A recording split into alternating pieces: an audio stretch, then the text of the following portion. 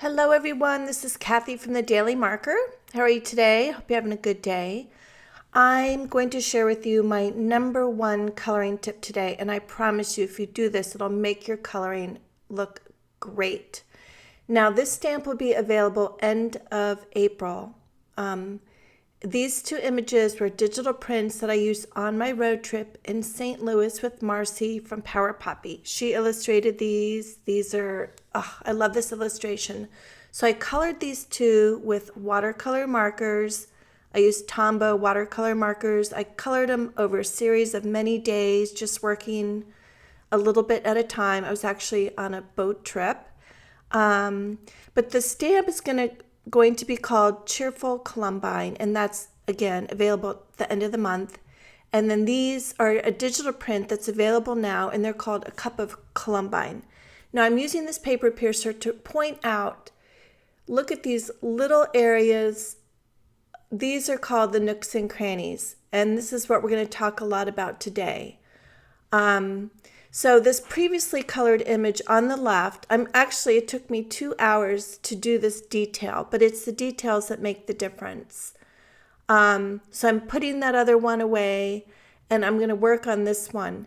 Now look in all where the lines intersect, there's all these little nooks and crannies, and if you color them with black or navy or a darker color, when you're not looking this close, it really enhances what you're coloring. So that's all that I'm going to be showing you today is where I did that. And you can watch me do it. So sometimes I speed it up, sometimes I slow it down. And when I travel on my road trips, people are afraid to do this. I hear that a lot of you are afraid to do this.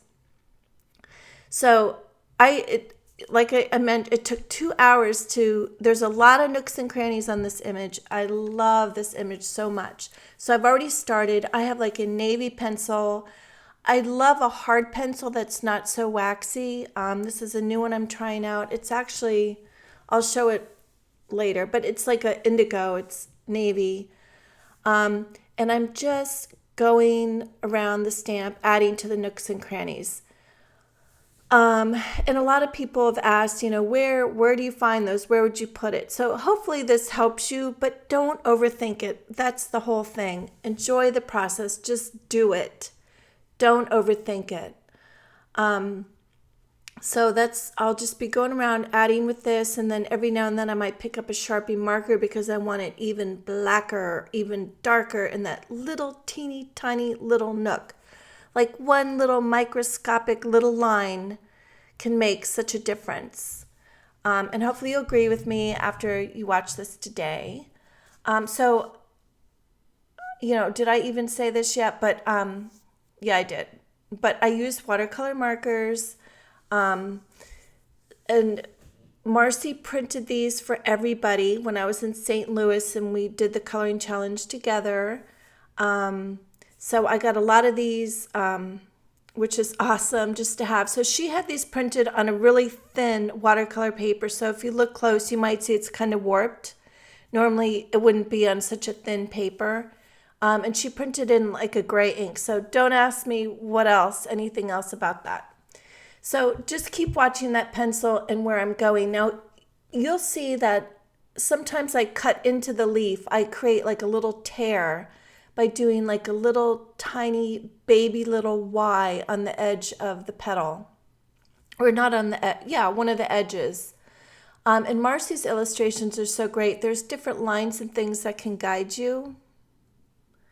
So now I'm just working in the centers of, actually, when you color this flower the way I did, it almost looks like a pansy. And in the blog post for Power Poppy that I'm working on for tomorrow, these are columbines apparently, and I love flowers so much, but I'm very at kindergarten level with the names. But I didn't Google like how does this flower go? What does it look like? I just colored it the way I thought it'd be fun to color it. So each flower has I colored green petals, but I think they're really flower petals. So And that's how I wanted to color them. I didn't feel like it needed to be correct. This isn't going to be in a book explaining what a columbine is. So that explains that. If you know your flowers, you'll know that I don't, but I wanted to do this anyway. I wanted just to go with it, and that's a big thing about coloring, is just going with it, not overthinking it.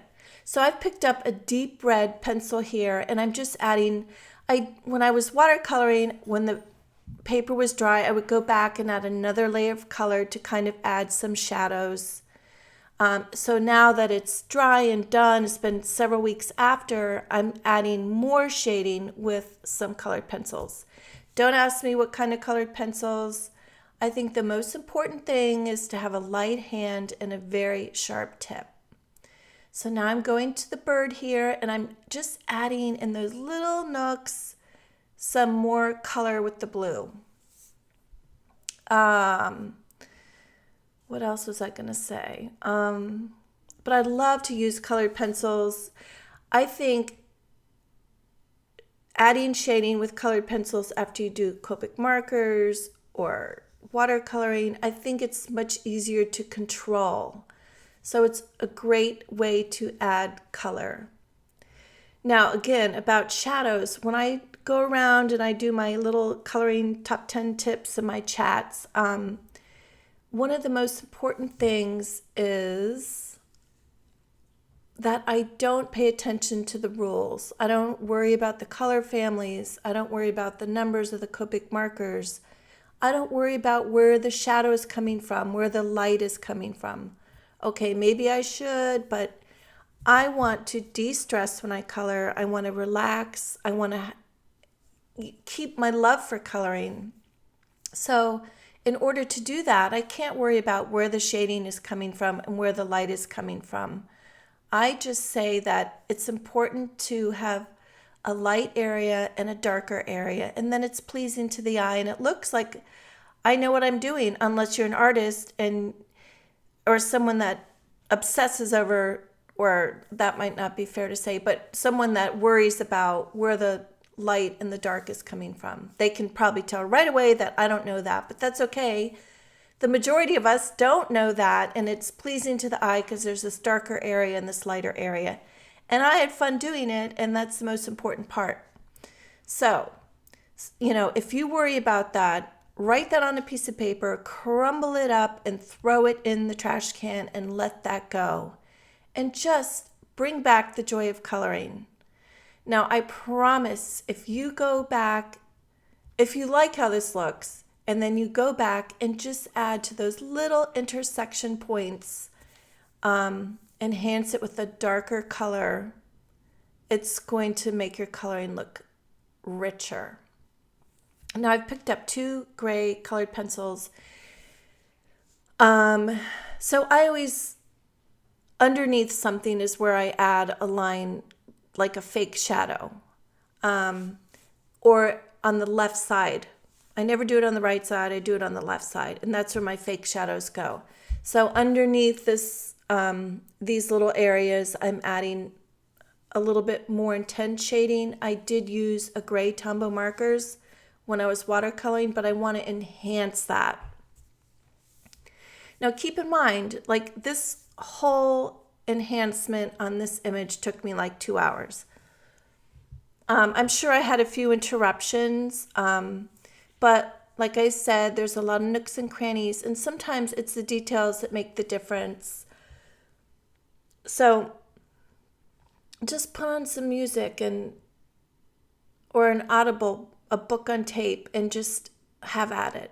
So now you can see I picked up my Sharpie marker, and I'm just adding a teeny tiny little line, like 1 millimeter, to some of these areas where you can see that I'm going. And at the end of this, I'm going to show you, well, actually, I'm going to do on the beginning, you'll just watch, you'll see. But I think that'll help you more. But you can just see, I'm just going in teeny tiny little areas and adding a teeny tiny little line. So I would love to hear what you think about this. And also, if you like my videos, you can get a notification whenever I post a video because I'm kind of sporadic.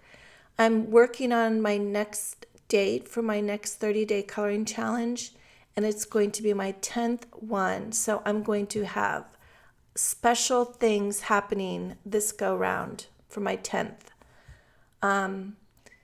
So I'm working on that date soon. I hope to announce that soon, and then there'll be a few more locations as well. So now I've picked up a green, and I'm just wanting to add a little bit of brightness. I just did that to a few petals, and now I have a dark gray. I just want to enhance some little areas on these leaves. What do you think? I thought it was fun to color these leaves. They're so dramatic, so I thought it'd be fun to do it in blue and gray. Of course, the flower doesn't come that way, but I was just going for a different look because I had already watercolored this. You saw it at the beginning of my video, so I wanted to do something a little more different with this one. Now I always start the white gel on my finger. I like to know that it's flowing, and then my motto is go slow and let it flow. And I'm just adding some more white to the little areas in the center, and then the white dots on the mug. So I know I want to say something else, but anyways, I would love for you to hit that notification button. Now, this is how Marcy had these printed on this watercolor paper. I really loved working on this paper. It's so thin, so it rumples and stuff, but I enjoyed it. Now I have my Sharpie marker here, and like I mentioned, I sped up a lot of this. But I'm just going around with my Sharpie to show you what I consider nook and cranny. And see those leaves? I'm coloring them as leaves, but I'm taking like a little tadpole line down some of those leaves to make like a little rip or a little tear to add a little character. I just think it's fun. I love doing that. And then I'm just going on the cup and just adding some darker little nooks and crannies. Now, normally I like to do this after I color an image, but there's no reason to. Maybe it'll be helpful to you to do this first, to start this way. And it's kind of like a guide where maybe to have a darker area and a lighter area. But again, don't overthink this. Just go for it. But I think this looks kind of cool, and I'm definitely excited to watercolor this again. I could watercolor this image forever. But sometimes I'll just do like when I started this, I just did the big leaves when I colored them gray and blue. And then on another day, I just colored like the two columbines, but they look like pansies to me. And now I'm adding some doodles. I'm going to slow that down. Hold on a sec. Okay, so I've picked up a 0.03, and I'm just drawing a line with like a little snail tail coming out of these flowers. Sometimes it's just fun to add your own little doodles. So I did that on some of the flowers, and then sometimes I do it in between the petals, just like it's this little tiny microscopic little jelly-like finger. And then on the other two that I showed you in the beginning, one of them I drew a pattern on this napkin. And this is always fun. Don't overthink that again. And this will be fun to color too. But what I really want to go back and do is add some big fringe, like a little pom-pom on those. That'd be super fun. So check out my blog or the Power Poppy post to see some more photos. I'll link the supplies in the bottom. And please sign up for my notifications. That would be so awesome. Here's the image finished. And I enjoyed the process so much. Have a great day, and thank you for watching.